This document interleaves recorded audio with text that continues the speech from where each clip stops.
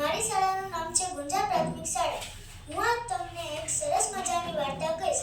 તેનું નામ છે આનંદી કાગડો. મારી વાર્તાને તમે ધ્યાનથી સાંભળજો એવી મારી નમ્ર વિનંતી. એક હતા કાગડાભાઈ. તે રાજાને રોજ હેરાન કરતા. એક દિવસ રાજાને તે કાગડાભાઈ ઉપર ગુસ્સો આવ્યો અને રાજાને થયું, આ કાગડો તો મને રોજ હેરાન કરી રહ્યો છે. આ કાગડાને તો સજા કરવી જોઈએ.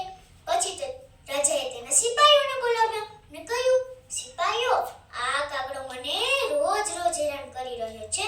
આ કાગડાને હવે આપણે સજા કરીએ. પછી તો રાજાએ હુકમ કર્યો અને કહ્યું, સિપાહીઓ, આ કાગડાને ગામમાં આવેલા કાદવમાં નાખી દો. પછી તો કાગડાભાઈને ગામમાં આવેલા કાદવમાં નાખવામાં આવ્યા. કાગડાભાઈ તો કાદવમાં પડ્યા અને આનંદમાં આવીને ગીત ગાવા લાગ્યા.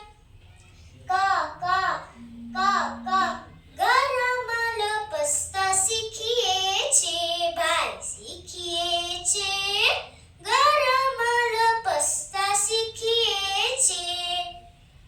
પછી તો રાજાએ વળી પાછો હુકમ કર્યો અને કહ્યું, સિપાહીઓ, આ કાગડાને કૂવામાં નાખી દો. તેથી તે ડૂબી જશે અને મૃત્યુ પામશે. પછી તો રાજાના હુકમ પ્રમાણે કાગડાભાઈને કૂવામાં નાખવામાં આવ્યા. ત્યાં પણ પડ્યા ગીત ગાય કાગડાભાઈ તો.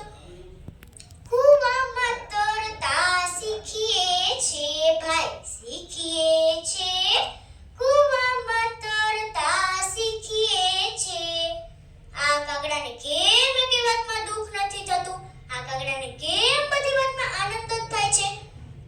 આ કાગડાને તો અતિ ભારે વધુ શિક્ષા કરવી જોઈએ કે જેથી તે ગીત ગાવાનું ભૂલી જાય. પછી તો રાજાએ વળી પાછો હુકમ કર્યો, કહ્યું, સિપાહીઓ, આ કાગડાને કાંટાવાળા બાવળમાં નાખી દો. પછી તો કાગડાભાઈને કાંટાવાળા